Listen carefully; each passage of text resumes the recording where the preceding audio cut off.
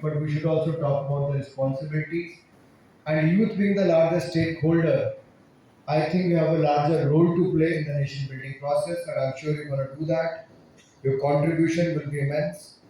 And from an information landscape dominated by newspapers, we moved on to private news channels, which has since proliferated. Your generation might not have seen it, but Swapanda, yours and mine have seen it from just radio and newspapers to the black and white to the color TV channels and to the IT age. When I speak to my 12-year-old son, he comes out with various news and I said, "You don't even read newspapers, how do you know this?" पापा सब IT net पे available है ना सब। तो आगे से जवाब आता है हर कोई नेट पे मोबाइल पे कंप्यूटर पे सब कुछ वहीं पे अवेलेबल है। So I think things are changing fast. आज कोई ट्वीट करता है तो हमें 10 सेकंड के अंदर उसकी इंफॉर्मेशन मिलती है। हो सकता है टेलीविजन पर भी 1 घंटा लेट मिलता है और अखबार में तो अगले दिन छपने वाला है, तब तक लगता है कि काफी पुरानी खबर है।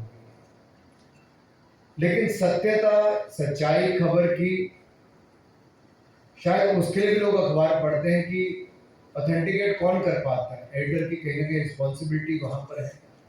ऑनलाइन प्लेटफॉर्म पर तो किसकी अथॉरिटी है किसकी नहीं है, कौन ऑथेंटिकेट उसको करता है, वो भी अपने आप में एक बड़ा चैलेंज है। But they also have their own power. I touch upon that in my coming points. So with the advent of the technology platforms, the information landscape has become more democratic and vibrant with digital media and social media playing an increasingly important role. And here I would like to add that journalists in metro cities must honor their colleagues in smaller towns like Darbhanga, Saharanpur, Puri, Bilaspur, Jalandhar, Kochi, and so on. Your friend should be honored and be given credit. Why I'm saying so is I've seen it during the UP elections, Bihar election, or Himachal elections, or whenever I traveled throughout the year, when I interact with a lot of journalists on the ground, you'll be surprised to see many newspapers don't have those many printed copies of publication, but those reporters who have their online portals, online channels, they have far better following than many such newspapers. As of today, I think we have more than 1.4 lakh newspapers in the country. But majority of them will have few thousand publications, few thousand copies being printed every day. But if you look at those serious reporters or journalists who have their online channels to the web portals, they have large fan following. So people believe in the stories, and many of those stories are picked by the national channels as well. So I think not only those online channels to the portals, but the metro journalists should also honor their colleagues in the smaller towns.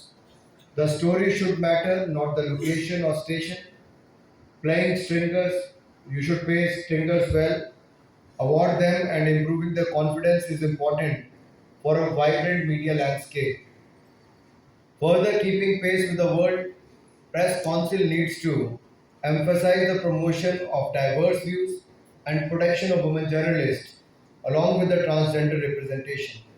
I'm happy to say that our government has made this information landscape more robust by streamlining governance norms through simplified and transparent processes.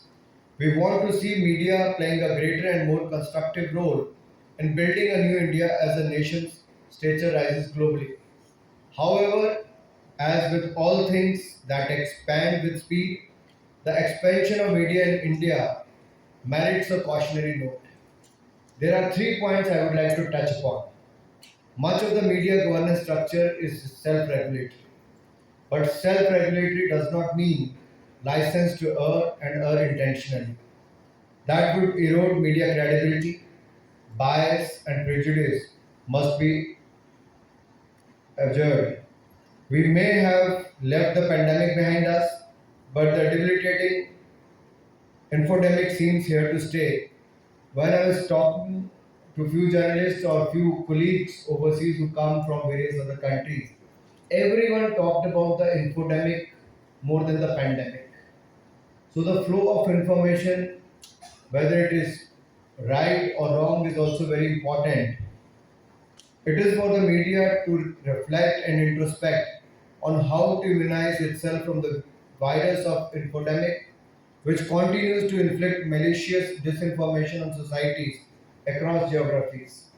Democracies around the world are seized of the problem of weaponized disinformation. It is extremely regrettable that a prominent digital media platform was recently found to be indulging in malicious disinformation to target our government.